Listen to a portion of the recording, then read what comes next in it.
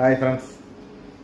അപ്പം ഇന്നത്തെ വീഡിയോയിലൂടെ ഞാൻ പറയുന്ന കാര്യം ഇപ്പം ആധുനിക കാലഘട്ടമാണല്ലേ. ഇപ്പം പഴയതുപോലെ ഒന്നുമില്ല. ഇപ്പം എന്ത് കാര്യം വേണമെങ്കിലും എളുപ്പത്തിൽ നമുക്ക് പൈസ ഉണ്ടെങ്കിൽ അല്ലെങ്കിൽ നമുക്ക് നേടിയെടുക്കാൻ പറ്റുമല്ലേ.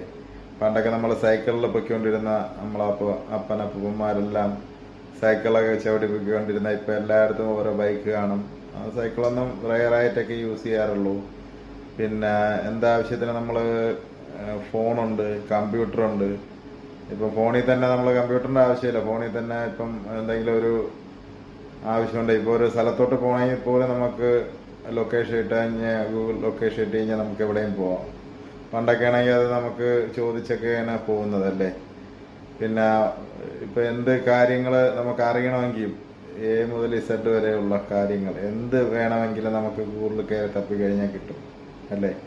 പക്ഷെ നിങ്ങൾ ഓർത്തിട്ടുണ്ടോ, നിങ്ങളെ വീട്ടിൽ തന്നെ ഒരു കമ്പ്യൂട്ടർ പോലെ കുറച്ച് 1-2 ആൾക്കാർ കാണും. അതാരൊക്കെയാണെന്ന് നിങ്ങൾക്കറിയാമോ? നമ്മളെ ഒന്നിൽ മുത്തശ്ശൻ, മുത്തശ്ശി, ഇല്ലെങ്കിൽ നമ്മളെ വയസ്സായ റിട്ടയറായിരിക്കുന്ന അച്ഛൻ, അമ്മ, അങ്ങനെയുള്ള വയസ്സായ ആൾക്കാരൊക്കെ കാണുമല്ലേ. നമ്മളാരെങ്കിലും എന്തെങ്കിലും പോയിരുന്ന് അവരുടെ അടുത്ത് സംസാരിക്കാറൊക്കെ ഉണ്ടോ? നമുക്ക് അറിഞ്ഞൂടാത്ത കാര്യങ്ങൾ, പഴയ കാര്യങ്ങൾ.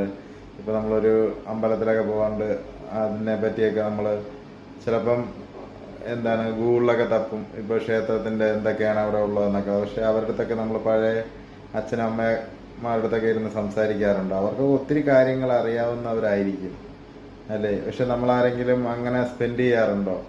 അച്ഛന് ഉള്ളതെല്ലാം ചെയ്തു കൊടുക്കും, അച്ഛനും അമ്മയ്ക്കും എല്ലാം. പക്ഷെ നമ്മൾ അവിടത്തൊക്കെ അധികമായിട്ടിരുന്ന് നമ്മൾ കാര്യങ്ങളൊക്കെ അത് എല്ലാവരും ചെയ്യുന്നില്ലെന്നല്ല, കുറേ പേര് ചെയ്യുന്നുണ്ട്.